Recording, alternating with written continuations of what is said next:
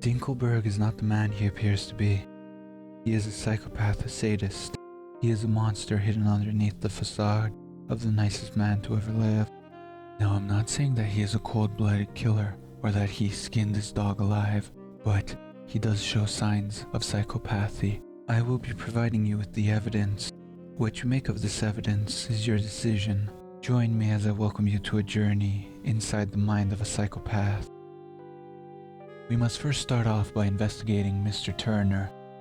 Mr. Turner is clearly not mentally well. He is clearly suffering from psychosis or paranoia. He believes that Dinkelberg is the root of all evil, and he believes that all of his problems are because of Dinkelberg. His irrational hate is based on his childhood. As we go deeper into the rabbit hole, you will notice that Mr. Turner is the key to this investigation. Now, we know that during Mr. Turner's childhood, he hated Dinkelberg because he had a crush on Mrs. Turner, who was friends with Dinkelberg. Mr. Turner married his crush, so why does he still hate Dinkelberg? We must go to the future, to March 15th, 1982. There we can see that Mrs. Turner and Dinkelberg are in a relationship. What happened to that relationship? Dinkelberg broke up with Mrs. Turner when he became rich. This is clearly a sign that he was using her. He never really loved her. Mr. Turner was witness to the breakup, so you could say the reason why Mr. Turner hates Dinkelberg is because he broke Mrs. Turner's heart.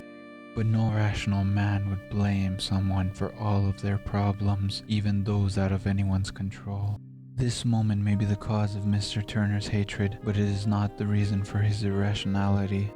We must go to March 15th, 1992. The Turners were moving into their new house. Mr. Turner picked up the for sale sign and threw it into the air. It landed in the front yard of the house next to theirs. The Dinkelbergs were coincidentally house hunting in the area. Right as the for sale sign hit the ground, the Dinkelbergs' car parked in the driveway. Is that not odd that the Dinkelbergs were right there near the Turners? Does that not make you suspicious that the Dinkelbergs were following the Turners? Mr. Dinkelberg then comments that this house is much nicer and probably cheaper than the house next to it. Does that not strike you as odd that a house in the same neighborhood is much nicer and cheaper? I'm no realtor, but I'm fairly certain that a house that is much nicer will not go for less in the same neighborhood unless there was a murder, and I presume that there was no murder in that household. So Mr. Dinkelberg made that comment because he knew that Mr. Turner was there listening to him. Now let's go to the future. Timmy ruins Mr. Turner's office and makes him lose the cleanest office award. Dinkelberg is instead awarded the plaque and bonus. Later, we can see Mr. Dinkelberg playing fetch on the sidewalk in front of the Turner's house with that plaque. Now, who would play fetch on the sidewalk, and why would they play it in front of their neighbor's house? Mr. Dinkelberg clearly has a nice backyard and front yard. And why would he use that plaque to play fetch? There is no reason why anyone would use a plaque unless they were trying to gloat.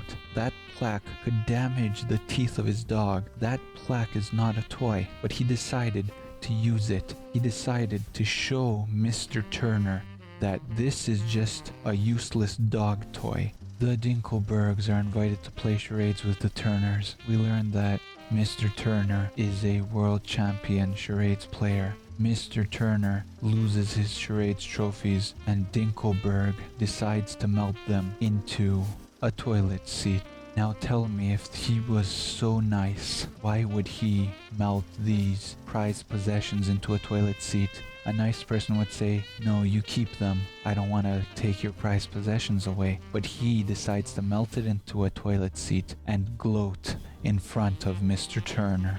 Now let's look at a contest that Mrs. Turner and the Dinkelbergs have entered. When Mr. Turner finds out that the Dinkelbergs are taking part in this contest, he immediately goes to his periscope. Once Mr. Dinkelberg notices that Mr. Turner's watching him, he stares at the periscope, looking Mr. Turner in the eyes essentially.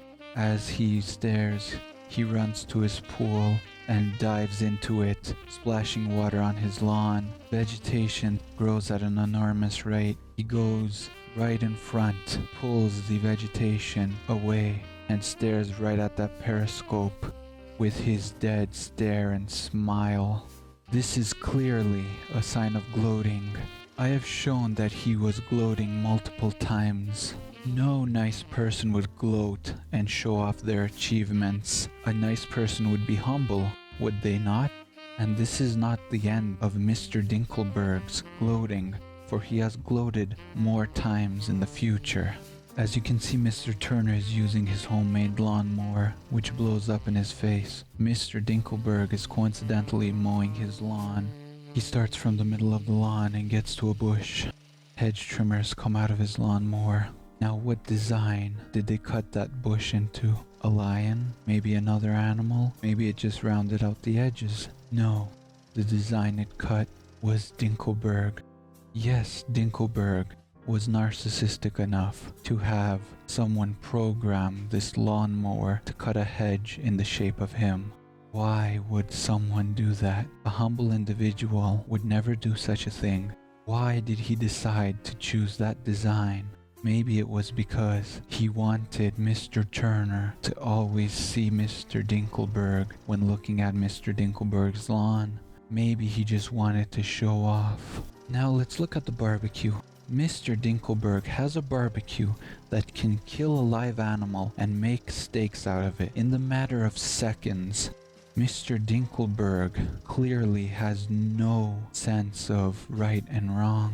He does not have a conscience. He decided to burn it alive. What monster would do that? And not only that, but he did this in front of Mr. Turner. Now let's talk about Mr. Turner's mental health. Mr. Turner at one point blamed Dinkelberg for the weather. We know that Dinkelberg has no control over the weather. He then blamed Dinkelberg for his mismatching tie and shirt. How could Dinkelberg have caused this? Did Dinkelberg break into his house?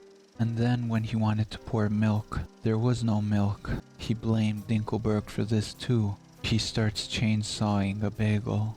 No healthy individual would chainsaw a bagel. Mrs. Turner states that he is overreacting, and he immediately pounces towards her. He states that she is taken over by Dinkelberg with the use of a microchip. Believing that Dinkelberg is listening to them, he screams into her ear.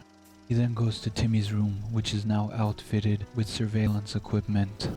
No healthy individual would have all of this surveillance equipment, and no healthy individual would change their child's room into a surveillance room. He later makes Timmy dress up like a cream puff girl to sell cookies to Mr. Dinkelberg. Mr. Dinkelberg buys the cookies and eats one. As Mr. Turner watches the screen, he sees the cookie go down Mr. Dinkelberg's throat, and he comes to the conclusion that Mr. Dinkelberg has an intestine-shaped evil lair.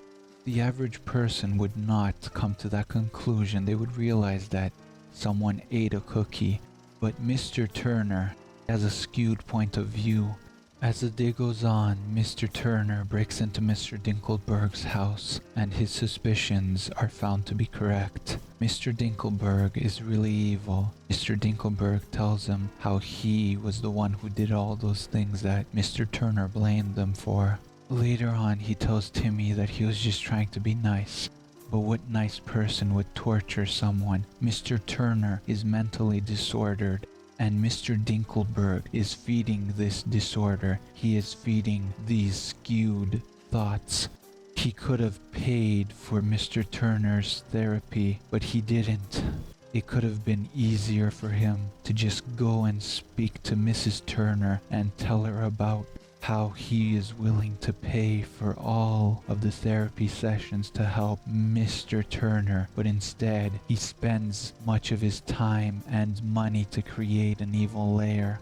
Mr. Turner, who was watching Mr. Dinkelberg, did not notice construction workers walking in and out of Mr. Dinkelberg's house. It's pretty clear that Mr. Dinkelberg did this all by himself. He put in extra effort working all by himself to do this. How did Dinkelberg know of all the things that Mr. Turner was blaming him for? The only one that he could know is the weather in the newspaper, because he was outside at the same time. But within Mr. Turner's house, he has no way of telling what's going on unless he was spying. Or maybe Mrs. Turner came over for a visit. But if she did, why didn't he tell her about therapy and how he would be willing to pay for it? It's clear that Mr. Dinkelberg just wants to torture Mr. Turner because he is a sadistic psychopath. Now you might be wondering why Dinkelberg gave Mr. Turner a kidney and on another occasion a blood transfusion. Well, it's clear that Mr. Dinkelberg wants Mr. Turner to live longer so that he has someone to torture.